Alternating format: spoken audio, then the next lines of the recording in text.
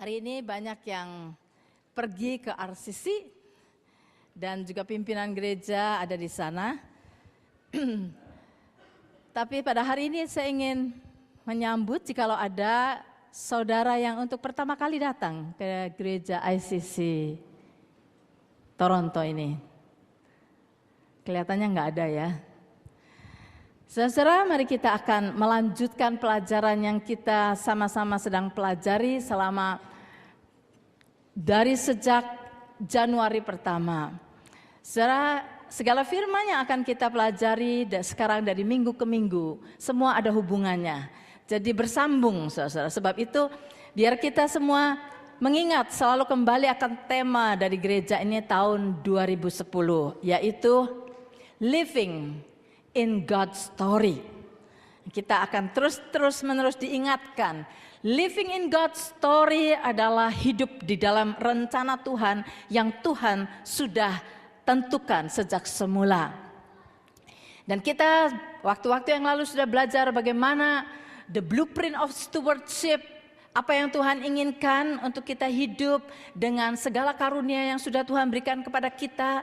Minggu yang lalu saudara belajar mengenai the blueprint of servanthood. Kalau kita berkatakan mengenai blueprint adalah segala sesuatu yang memang sudah sejak semulanya Tuhan buat demikian. Dan kita sudah belajar mengenai itu, dan hari ini adalah kita akan belajar mengenai the blueprint of community. Dengan kata lain kita akan belajar sebetulnya bagaimana sih komunitas yang Tuhan inginkan sejak semula, sejak kejadian. Agar supaya kita kemudian akan bisa mengetahui rencana Tuhan bagaimana kita bisa berkomunitas saudara bersama-sama. Saudara, karena saya percaya setiap manusia membutuhkan komunitas. Saudara akan senang sekali kalau saudara datang ke gereja ini, saudara disambut dan saudara diterima sebagaimana saudara adanya. Saudara nggak dikritik, nggak dicela, nggak disalah-salahkan, tetapi saudara diterima sebagaimana saudara adanya. Saudara akan senang sekali. Setiap orang membutuhkan komunitas. Nah, saudara, mari kita melihat sejak semula dari kejadian. Saudara. Kalau saudara melihat dari buku Kejadian sebetulnya, sebelum manusia dijadikan, kita melihat Tuhan mulai bekerja. Dan kalau saudara perhatikan, Tuhan berkomunitas. Kalau kita melihat Allah Bapa tidak sendirian. Dia bersama dengan Allah Putra, Tuhan Yesus, dan dia bersama dengan Roh Kudus. Mereka bertiga, ini sudah merupakan suatu community, suatu komunitas. Bertiga, bersama-sama. Hidup di dalam keharmonian, tolong menolong, hormat menghormati. Ini adalah satu komunitas. Sebab itu kalau kita melihat pada waktu Tuhan memulai segala sesuatunya, saudara, dia tidak memulainya seorang diri. Dia bekerja sama dengan Allah Putra, yaitu Tuhan Yesus dan Allah Roh Kudus. Jadi kalau kita melihat cara bekerjanya Tuhan, saudara, kalau kita melihat God the Father, Bapa itu sepertinya the mind. Yang mempunyai ide, dialah yang sumber permulaan daripada segalanya. Kemudian nanti kalau kita melihat Tuhan Yesus adalah firman. Dan dia yang akan mengatakan apa yang ada di dalam pikiran Bapa. Kita lihat di dalam Yohanes pasal yang pertama, ayat 1 sampai dengan 5 dan ayat yang ke-14. Yohanes pasal yang pertama ayat 1 dengan 5 dikatakan begini. Pada mulanya, jadi dikatakan pada mulanya, sejak semula, pada mulanya adalah firman. Kalau sudah perhatikan kata firman di sini huruf besar. Pada mulanya adalah firman. Firman itu bersama-sama dengan Allah dan firman itu adalah Allah. Ia pada mulanya bersama-sama dengan Allah, segala sesuatu dijadikan oleh Dia. Dan tanpa dia tidak ada suatu pun yang telah jadi dari segala dijadikan.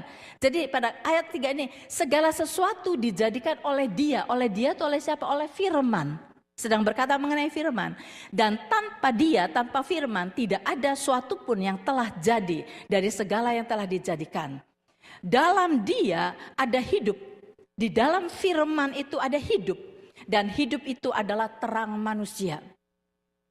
Terang itu bercahaya di dalam kegelapan, dan kegelapan itu tidak menguasainya.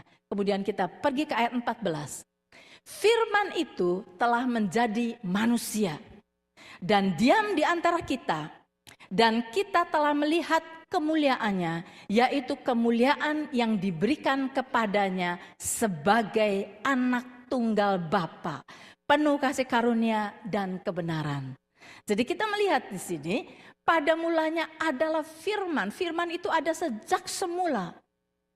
Siapakah firman itu? Firman itu kemudian menjelma menjadi manusia, yaitu Tuhan Yesus sendiri. Nah, kita lihat di sini. Jadi, pada waktu penciptaan langit dan bumi, the idea datang dari Bapa untuk menciptakan terang.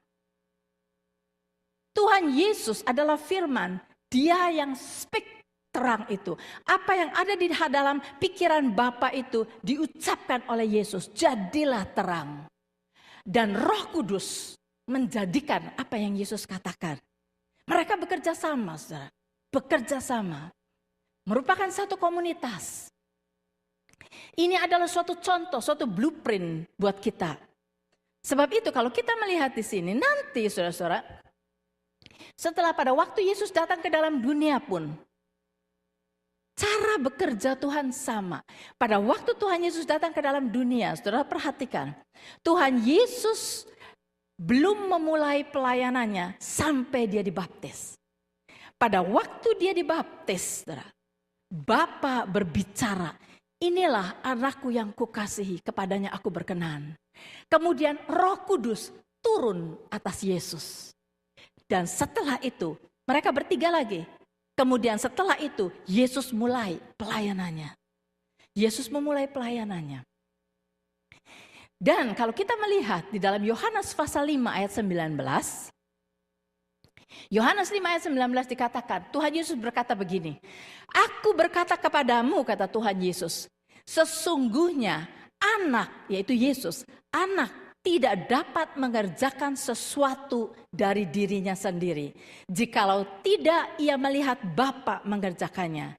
Sebab apa yang dikerjakan Bapa, itu juga yang dikerjakan anak. Jadi, sudah perhatikan lagi. Apa yang tadi saya katakan sejak semula. Bapa yang mempunyai ide, Yesus yang speak, Roh Kudus yang mengerjakan. Pada waktu Yesus ada di dunia, itu juga yang terjadi. Yesus berkata, segala sesuatu yang dia kerjakan bukan dari dirinya sendiri. Dia tetap melihat Bapa. Apa yang Bapa lakukan, itu yang dia lakukan. Jadi kembali lagi, idenya datang dari Bapa. Kemudian Yesus lakukan, kemudian Yesus berbicara, speak the word, Roh Kudus menjadikan. Sudah perhatikan. Tuhan Yesus berbicara kepada badai untuk berhenti. Badai berhenti, saudara. Tuhan Yesus berkata kepada iblis untuk pergi, iblis pergi. Tuhan Yesus berbicara kepada demam untuk pergi, demam itu pergi. Kalau kita melihat di sini, begitulah cara kerja. Kalau kita melihat ini adalah suatu komunitas. Nah, saudara-saudara, Tuhan tidak pernah menciptakan manusia untuk hidup sendiri. Sebab itu pada Kejadian pasal 2 ayat yang 18. Dikatakan begini, bagian A, Tuhan Allah berfirman, tidak baik kalau manusia itu seorang diri saja. Jadi berarti manusia itu ditentukan oleh Tuhan untuk hidup di dalam komunitas. Hidup bersama dengan yang lain, bukan seorang diri saja. Itu adalah desain yang Tuhan sudah tetapkan buat manusia. Itulah sebabnya saudara-saudara, setiap kita membutuhkan komunitas. Kalau saudara datang ke dalam gereja ini, kalau misalnya ada seorang yang baru datang ke dalam gereja ini, kalau orang itu kita tidak ladeni, kita acuin, saudara, orang itu tidak akan betah. Dia tidak akan suka untuk tinggal di komunitas ini.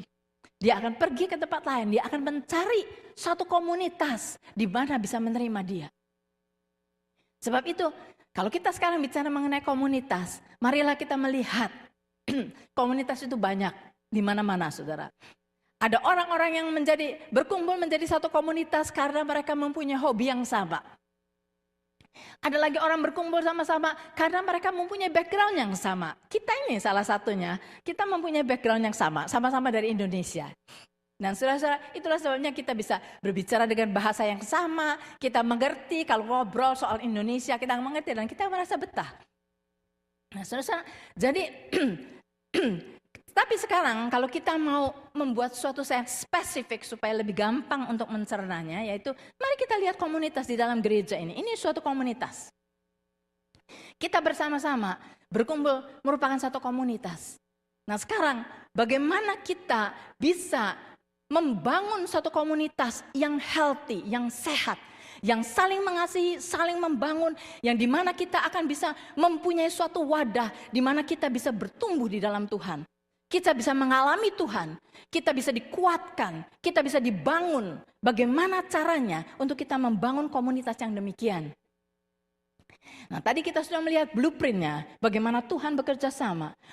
Roh Kudus dan anak submit kepada Bapa dan melakukan bekerja sama bersama-sama. Mari kita sekarang melihat di dalam 1 Tesalonika pasal yang kelima. 1 Tesalonika pasal yang kelima. Dari mulai ayat yang ke-12. 1 Tesalonika ayat yang kelima, mulai ayat yang pasal yang kelima, mulai ayat yang ke-12. Di sini adalah gambaran komunitas yang dituliskan oleh Rasul Paulus yang Tuhan kehendaki. Dari mulai ayat 12 dikatakan begini. Rasul Paulus menuliskan, kami minta kepadamu, ini kepada gereja di Tesalonika, ya. Jadi kita juga ini sedang berbicara kepada kita juga semua. Kami minta kepadamu saudara-saudara supaya kamu menghormati mereka yang bekerja keras di antara kamu, yang memimpin kamu dalam Tuhan dan yang menegur kamu. Dan supaya kamu sungguh-sungguh menjunjung mereka dalam kasih karena pekerjaan mereka. Hiduplah selalu dalam damai seorang dengan yang lain. Ayat 14. Kami juga menasihati kamu saudara-saudara, tegurlah mereka yang hidup dengan tidak tertib. Hiburlah mereka yang tawar hati. Belalah mereka yang lemah. Sabarlah terhadap semua orang. Perhatikanlah supaya jangan ada orang yang membalas jahat dengan jahat. Tetapi usahakanlah senantiasa yang baik terhadap kamu masing-masing dan terhadap semua orang. Ayat 16, bersukacitalah senantiasa, tetaplah berdoa. Mengucap syukurlah dalam segala hal, sebab itulah yang dikehendaki Allah di dalam Kristus Yesus bagi kamu. Janganlah padamkan roh, dan janganlah anggap rendah nubuat-nubuat. Ujilah segala sesuatu dan peganglah yang baik. Jauhkanlah dirimu dari segala jenis kejahatan. Semoga Allah damai sejahtera menguduskan kamu seluruhnya, dan semoga roh, jiwa, dan tubuhmu terpelihara sempurna dengan tak bercacat pada kedatangan Yesus Kristus Tuhan kita. Ia yang memanggil kamu adalah setia, ia juga akan menggenapinya. Saudara-saudara, doakanlah kami. Sampaikanlah salam kami kepada semua saudara dengan cium yang kudus. Demi nama Tuhan, aku minta dengan sangat kepadamu supaya surat ini dibacakan kepada semua saudara. Kasih karunia Yesus Kristus Tuhan kita menyertai kamu. Ini adalah surat Rasul Paulus kepada gereja di Tesalonika. Kalau kita melihat di dalam surat ini adalah nasihat untuk hidup berjemaat atau berkomunitas dengan baik, dengan benar. Kalau kita melihat di dalam 1 Tesalonika 5 ayat 12 sampai 28 tadi, saudara, ini adalah menggambarkan satu komunitas yang Tuhan kehendaki. Dan di dalam bacaan ini kita melihat terbagi di dalam 3 bagian. Bagian yang pertama yaitu ayat 12 dan 13. Bagi saudara kepala-kepala sel yang mau catat, supaya saudara nanti bisa bicara lagi. Di dalam ayat 12 dan 13, itu perkara mengenai hormati pemimpin-pemimpinmu. Kemudian di dalam ayat 14 dan 15, itu sedang berbicara mengenai kelakuan yang baik, yang harus ada di dalam komunitas. Kelakuan yang memberi support kepada komunitas. Dan bagian yang terakhir yaitu pasal ayat 16-22 adalah perkara spiritual foundation yang kita harus punyai untuk bisa support kelakuan kita. Ini. Nah, sebab itu mari kita melihat pertama-tama mengenai ayat 12-13. Di dalam ayat 12-13 dikatakan di sini, kami minta kepadamu, kata Rasul Paulus, saudara-saudara, supaya kamu menghormati mereka yang bekerja keras di antara kamu, yang memimpin kamu dalam Tuhan, dan yang menegur kamu. Dan supaya kamu sungguh-sungguh menjunjung mereka dalam kasih, karena pekerjaan mereka. Hiduplah selalu dalam damai seorang dengan yang lain.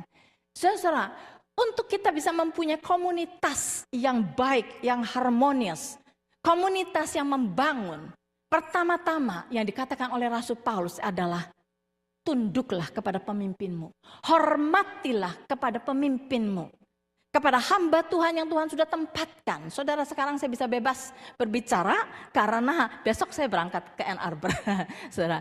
Jadi saudara tahu saya bukan bicara ini untuk dihormati, bukan. Tetapi saudara, nanti Pastor John Halim yang akan lebih banyak di sini. Kami akan datang masih tetap. Tetapi Pastor John Halim yang akan di sini menjadi pemimpin di antara saudara. Tuhan berkata agar saudara hormati pemimpin-pemimpinmu. Hormati pemimpin-pemimpinmu. Pemimpin di sini bukan hanya pastor saja. Ada teacher, ada guru-guru. Ada penginjil. Ada cell group leader, saudara. Cell group leader saudara itu adalah hamba Tuhan yang Tuhan pakai untuk memimpin saudara. Hormati mereka. Hormati pemimpinmu bukan karena kehebatan mereka. Bukan karena titel mereka.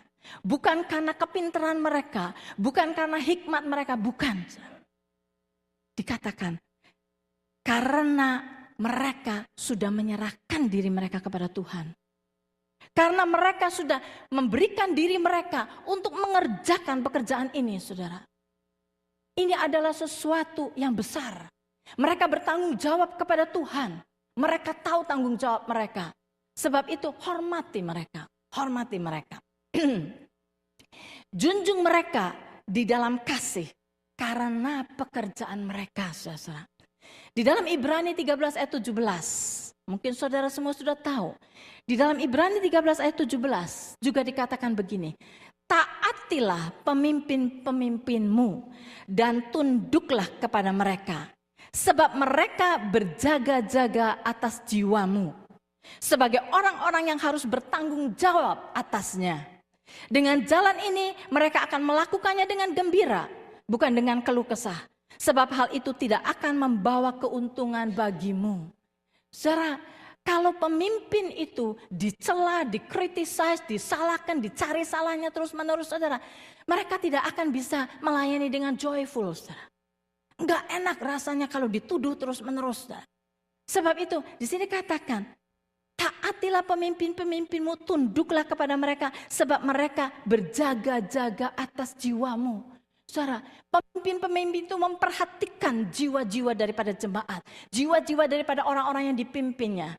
Dan saudara, mereka itu bersedia untuk melakukan apapun juga. Sebagai hamba Tuhan, kami, saudara, Pastor John dan saya, kami dedicated 24 jam sehari, saudara.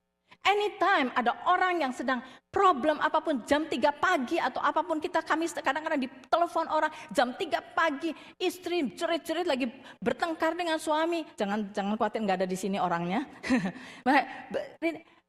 Pastor Jo bangun tengah dia masih gelagapan, mungkin setengah mimpi, setengah itu dengarkan ini orang lagi ngamuk-ngamuk di sini dan dia nangis-nangis. Saya duduk, saya duduk, saya nggak bisa dengar kan dia ngomong apa, tapi dia ngomong, Pak Sujo bingung jawabnya bagaimana. Saya cuma bilang, tanyakan, perlukah kita ke sana? Kalau mereka butuh sekarang ini juga kita untuk ke sana, karena persoalannya terlalu besar, we'll go. Jam 3 pagi, jam 4 pagi, jam berapapun, kita berangkat. Kita berangkat untuk menolong. Pemimpin-pemimpin itu dedicate hidup mereka. Saudara tanya, biarpun di sini, cell group leader, salah satu cell group leader, Pinggun di sini, Ganter. Saya percaya, Kalau ada orang sakit, yang perlu bawa ke hospital, dia akan bangun jam 2 pagi, jam berapapun akan bawa orang itu. Kalau dia butuhkan pertolongan. Saudara, itulah pemimpin. Sudah menyerahkan dirinya untuk dipakai oleh Tuhan. Sebab itu Tuhan berkata, taatilah, hormatilah, tunduklah. Karena mereka berjaga-jaga atas jiwamu. Saudara, kalau kita melihat Tuhan Yesus dan Roh Kudus submit kepada Bapa, apa yang ada in the mind of the Father, mereka lakukan, mereka tunduk.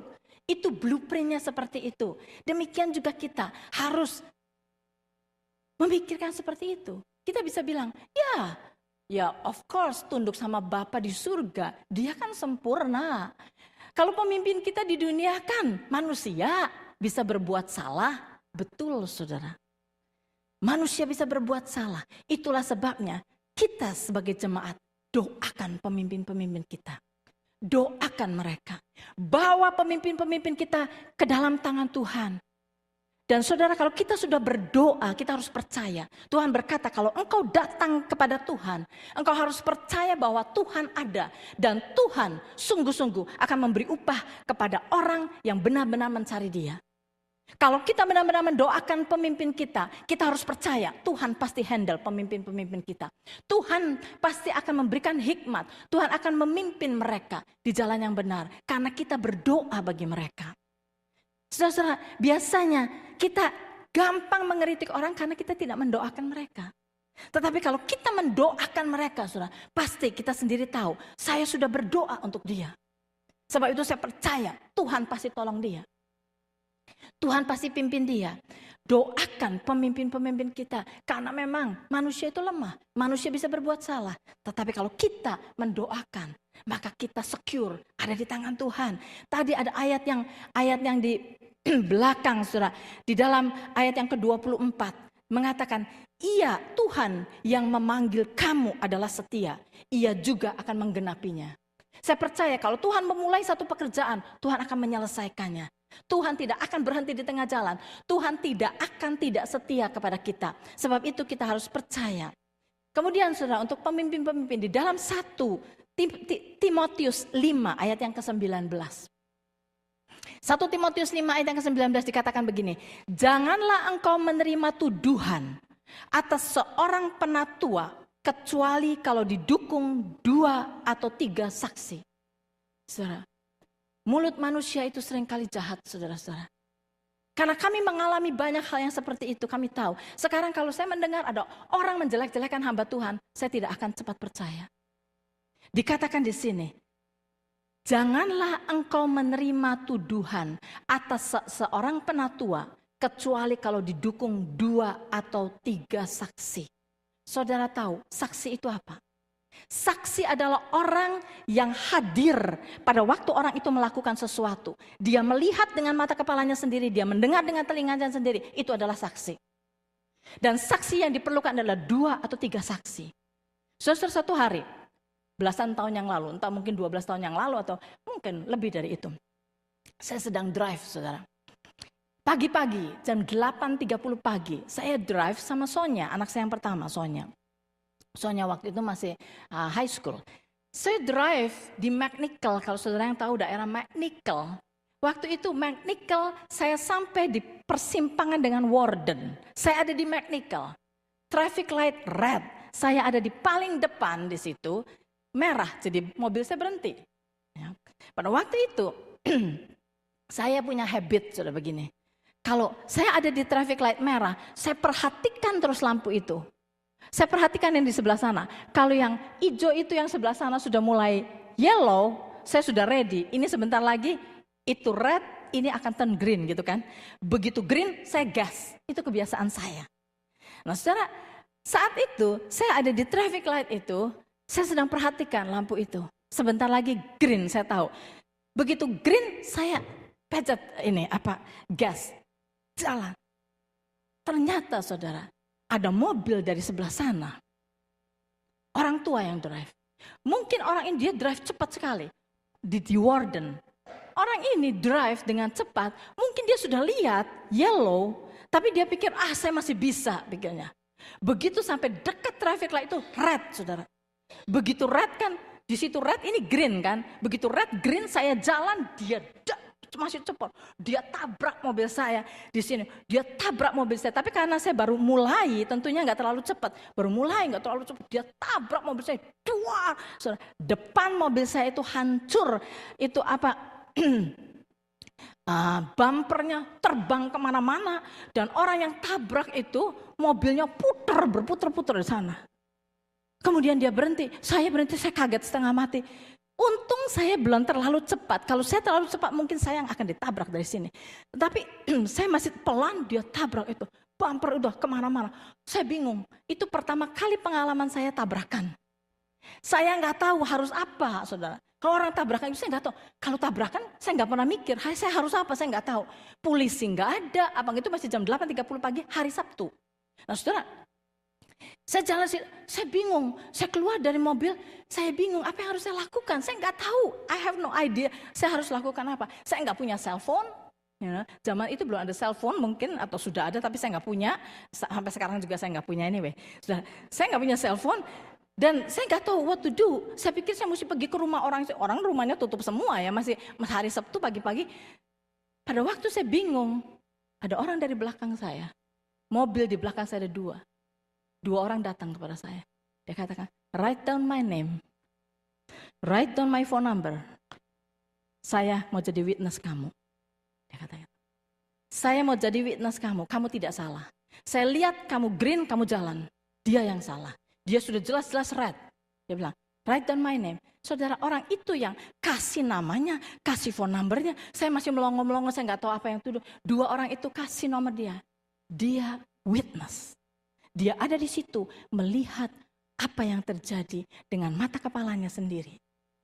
Sampai dia berkata, saya mau jadi saksimu untuk membela kamu. Saudara, Tuhan berkata di sini, janganlah engkau menerima tuduhan atas seorang penatua, kecuali kalau didukung 2 atau 3 saksi.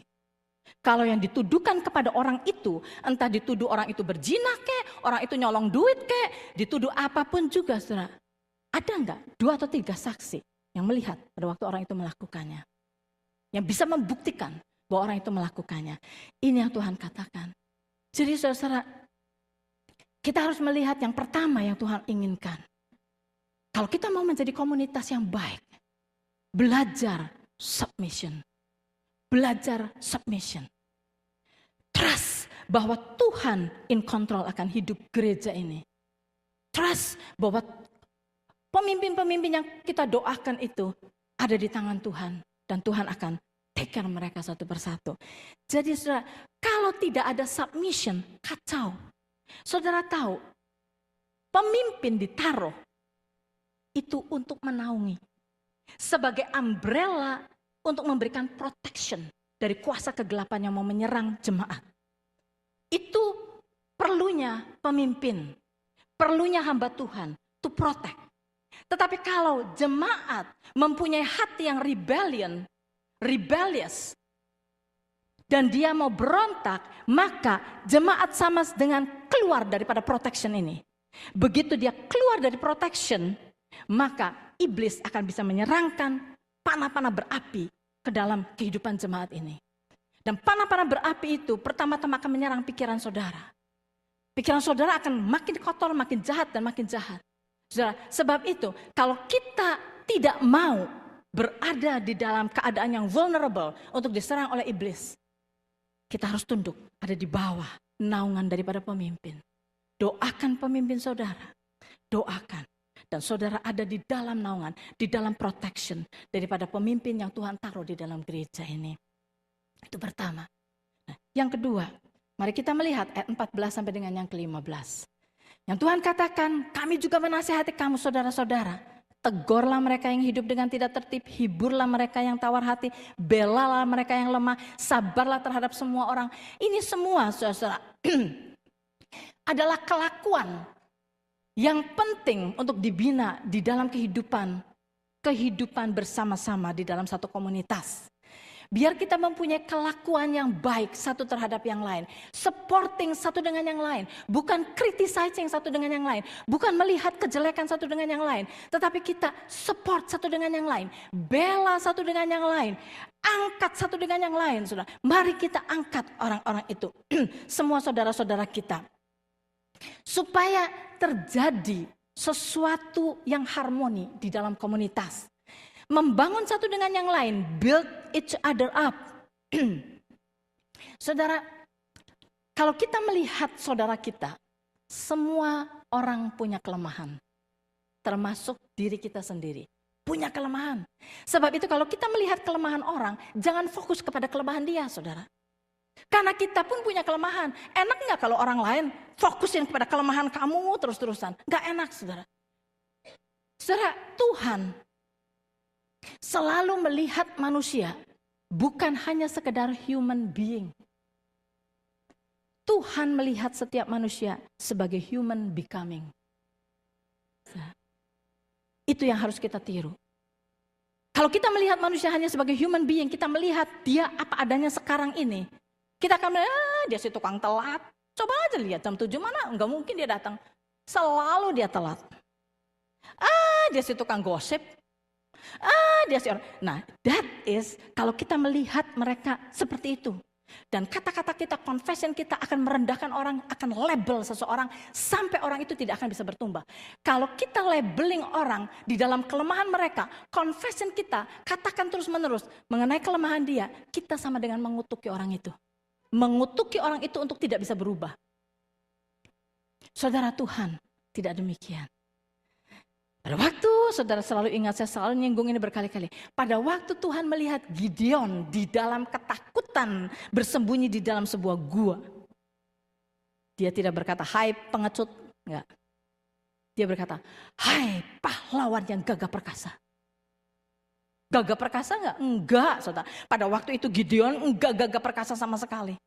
Tapi Tuhan melihat Gideon yang sudah diubahkan. Human becoming. Tuhan melihat, hai pahlawan yang gagah perkasa. Benar enggak Gideon jadi gagah perkasa? Benar, saudara. Dia menjadi pahlawan, mengalahkan orang Midian. Dan dia benar-benar menjadi hakim yang luar biasa. Karena Tuhan berkata, hai pahlawan yang gagah perkasa. Saudara, biarlah kita juga terhadap saudara-saudara kita, jangan mencela, jangan melihat kejelekan mereka. Tapi kita angkat mereka. Kamu pasti bisa. Kamu pasti bisa. The grace of God menyertai kamu untuk kamu bisa melakukannya. Oh, saya nggak bisa. Pasti bisa bersama dengan Tuhan. Saudara, katakan kata-kata yang positif, yang membangun teman-teman kita. Dan saudara, kalau kita melihat seseorang terbangun sampai dia mendapat promosi, sampai dia dipuji, bersukacitalah. Jangan sampai kalau kita udah tolong orang itu sampai dipuji, kita bilang, oh, saya kan yang nyuruh dia ya, sampai sekarang dia dipuji-puji kan. No. Don't be jealous. Saudara, kalau kita melihat saudara kita dipromot, kalau kita melihat saudara kita dipuji, kita berkata, Tuhan, wow, kita ini kerjasama ya. Karena itu kehendak Tuhan untuk orang itu ditinggikan. Saudara, biar kita melihat kita sudah bekerja sama bersama-sama dengan Tuhan untuk mengangkat saudara kita. Kita merasa puas, kita merasa satisfied. Wow, Tuhan, berhasil Tuhan. Kerjasama kita berhasil Tuhan. Nah, kita lihat teman-teman kita. Kita harus melihat kalau saudara kita dipuji, bersukacitalah. I know it's hard, saudara-saudara. Manusia lebih gampang bersedih kepada orang yang sedih dengan orang yang sedih daripada bersukacita dengan orang yang bersukacita. Kalau saudara mau ngaku, saudara, kalau kita mau jelas-jelas. Kalau melihat orang sedang kehilangan sesuatu, kematian, dia nangis, kita gampang nangis. Gampang nangis, enggak susah. Tetapi pada waktu seseorang mendapat rezeki di amplop sampai beli rumah yang baru, rumahnya luar biasa, kita datang ke rumah itu. Susah untuk bersukacita.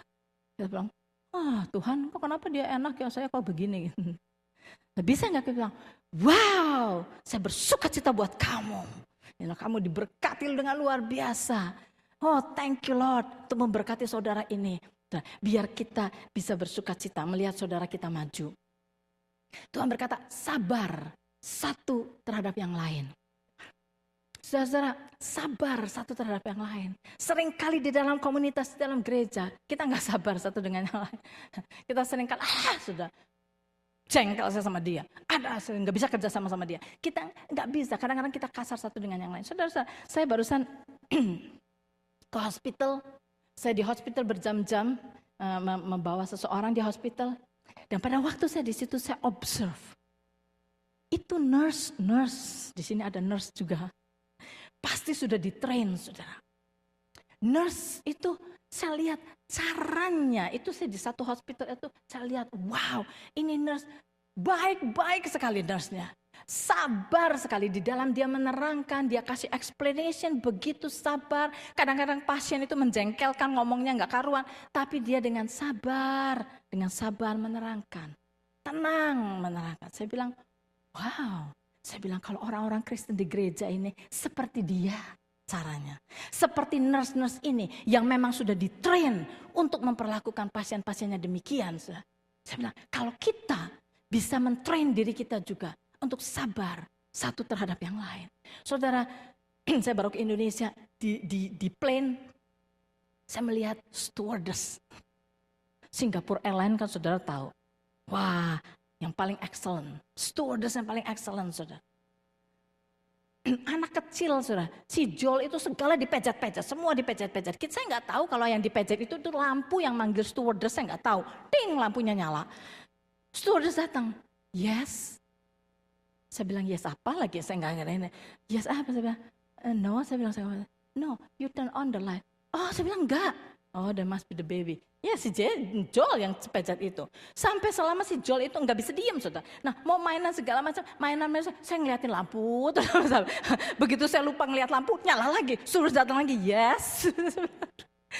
Tapi dia sabar, dia nggak marah, nggak apa. Dan saya bilang, wow, ini sudah di-train. Begitu sabar, begitu baiknya. Saudara, kalau kita mau melatih diri kita seperti itu, kalau orang bekerja saja bisa seperti itu, apalagi kita di dalam Tuhan. Karena kita bukan hanya manusia yang harus berusaha dengan kekuatan sendiri saja, tetapi Roh Kudus ada di dalam diri kita yang akan memberikan kepada kita kesanggupan, kebisaan untuk hidup benar, untuk bertingkah laku dengan benar.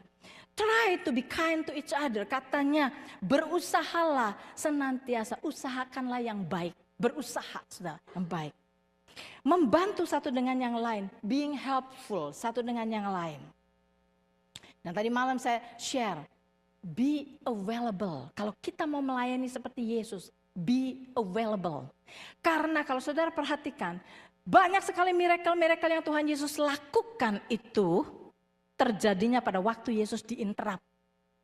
Pada waktu Yesus diinterrupt, saudara. Dia sedang jalan ke Yeriko, lagi enak-enak jalan, tahu-tahu ada orang buta jerit-jerit. Be merciful to us, Lord. Dan dia bilang, iya ada apa? Kami sini. Saudara, dia diinterrupt, dia stop. Dan dia menyembuhkan orang buta itu. Dia sedang khotbah enak-enak di dalam rumah, tiba-tiba di atas dijebolin. Dan diinterrupt, ada orang diturunkan, orang lumpuh. Saudara, diinterrupt. Dan Tuhan make himself available. Saudara, biar kita juga make ourselves available. Kalau ada suatu kebutuhan di hadapan kita, walaupun kita punya appointment, walaupun kita ada apa, sedang sibuk seperti apa, adakan waktu untuk bertanya, Tuhan, apa yang Engkau ingin saya lakukan? Adakah bagian saya yang harus saya lakukan di sini? Saudara, karena Tuhan mau bekerja melalui kita. Sebab itu be available.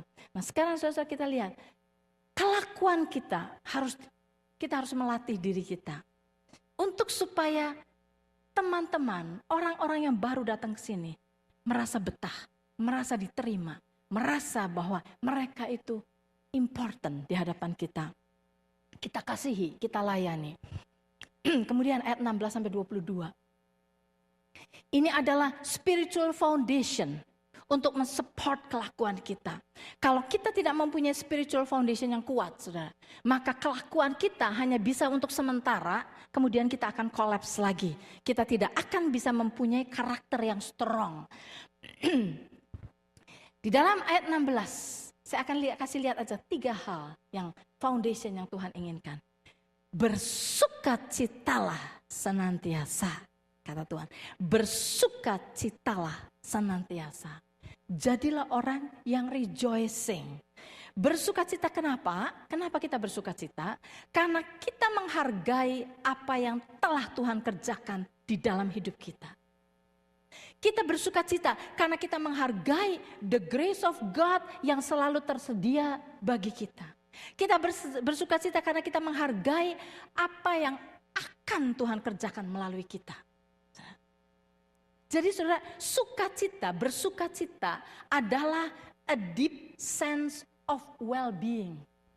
A deep sense of well-being, itu yang membuat kita bisa bersukacita. Kalau kita tahu siapa kita sekarang ini, saudara, saya percaya semua saudara sudah tahu saudara sudah diselamatkan. Tapi pernahkah saudara merenungkan benar-benar apa arti keselamatan itu? Pernahkah saudara merenungkan benar-benar kalau saudara sekarang menjadi anak Tuhan, apa artinya saudara? Kalau kita benar-benar merenungkan sampai mengerti, maka ada deep sense of well-being di dalam diri kita yang membuat kita sukacita. Kita tahu dan tahu dan tahu Tuhan itu cukup buat kita, malah lebih buat kita. Yang kedua saudara, yang Tuhan inginkan adalah berdoa. Berdoalah selalu. Tetaplah berdoa. Saudara, berdoa adalah kebersandaran kita kepada Tuhan. Berdoa, kalau kita berdoa, berarti kita merasa privilege. Kita merasa privilege yang kita ini diberi akses untuk datang ke tata kasih karunia Tuhan. Berdoa berarti karena kita percaya bahwa apa yang Tuhan janjikan, pertolongan Tuhan akan datang itu pasti datang. Kita beriman. Itu adalah berdoa. Berdoa adalah action daripada iman kita kepada Tuhan. Action daripada kita merasa privilege bisa datang ke hadirat tahta Tuhan. Nah, jadi saudara, yang Tuhan inginkan berdoa. Saudara, kalau kita berdoa, kita ini boleh dibilang berhubungan dengan sumber daripada segala yang baik. Berhubungan dengan sumber dari segala yang baik. Sebab itu kita tidak akan takut apapun juga. Nah saudara, kalau hidup kita bersukacita, orang lebih senang bergaul dengan orang yang bersukacita daripada bergaul dengan orang yang stres. Nah, demikian juga kalau kita adalah pendoa, kita berdoa banyak berhubungan dengan Tuhan, kehidupan kita secure. Kita tidak takut apapun juga. Dan orang akan senang bergaul dengan orang yang bisa memberikan kekuatan, bukan orang yang ketakutan. Dan yang ketiga yang Tuhan inginkan adalah mengucap syukur di dalam segala hal. Saudara, ucapan syukur adalah bukti daripada iman kita. Bukti daripada iman kita bahwa Tuhan pasti memelihara kita. Bahwa Tuhan tidak akan pernah meninggalkan kita. Bahwa Tuhan pasti menepati janji-janjinya. Nah, karena kita tahu mempunyai kepastian akan hal itu, kita beriman akan semua itu, maka kita akan bersyukur. Walaupun pada saat ini kita di dalam keadaan kekurangan, tetapi kita bersyukur karena kita tahu Tuhan pasti menepati janjinya. Karena kita tahu pertolongan Tuhan tidak pernah terlambat, maka kita bisa bersyukur. Jadi saudara, bersukacita, berdoa dan bersyukur harus dikultivate di dalam hidup kita. Kalau kita mempunyai komunitas, untuk kita bisa mempunyai komunitas yang baik dan yang menyenangkan, berarti ada tanggung jawab dari kita untuk bertumbuh makin mendalam di dalam Kristus. Sehingga sukacita, kehidupan doa kita, ucapan syukur kita itu melimpah, overflow ke dalam relationship kita dengan sesama kita. Nah, jadi saudara, kita lihat ini adalah foundation. Spiritual foundation yang harus kita pupuk bersama-sama. Bagaimana untuk kita bisa mempunyai kehidupan doa yang bersama-sama. Dan Tuhan kata, dan Rasul Paulus berkata, semoga Allah damai sejahtera menguduskan kamu seluruhnya. Dan semoga, ini saudara, keutuhan ini yang harus diadakan dari diri kita. Roh, jiwa, dan tubuhmu terpelihara sempurna dengan tidak bercacat pada kedatangan Yesus Kristus Tuhan kita. Katakan, Ia yang memanggil kamu adalah setia. Ia juga akan menggenapinya. Semua ini saudara, akan digenapi oleh Tuhan. Kalau kita bersandar kepada Tuhan. Kalau kita benar-benar bersandar kepada Tuhan. Karena kasih karunia-Nya terus menerus kepada kita. Saudara, komunitas yang Tuhan kehendaki. Adalah komunitas yang tunduk, hormat kepada pimpinan-pimpinan. Komunitas yang menjaga kelakuan dengan baik satu dengan yang lain. Bukan saling merendahkan tetapi saling membangun. Komunitas yang mempunyai hati yang bersukacita, yang hidup doa dan mengucap syukur. Saudara, sumber daripada segalanya adalah Yesus. God is love. Yang kita butuhkan adalah Tuhan yang ada di dalam kita, yang adalah kasih itu. Kita izinkan memerintah di dalam diri kita. Kita mau diajar oleh Tuhan untuk saling mengasihi. Kita mau diajar oleh Tuhan untuk saling sabar satu dengan yang lain. Soal itu mari kita nyanyikan satu lagu. Kasih pasti lemah lembut. Kasih pasti memaafkan. Dan kita akan katakan, ajarilah kami Tuhan untuk saling mengasihi. Biar itu menjadi doa kita. Menjadi doa yang kita ucapkan dengan mulut bibir kita. Ajarilah kami Tuhan untuk saling mengasihi. Untuk saling mengasihi. Biar lagu ini kita semua sudah hafal. Jangan sampai hanya sekedar keluar dari mulut kita. Jadikan ini sebagai doa kita kepada Tuhan. Agar komunitas di sini, community of God di sini bisa menjadi komunitas yang memuliakan nama Tuhan. Mari saudara-saudara kita bangkit berdiri, nyanyikan lagu ini bersama-sama.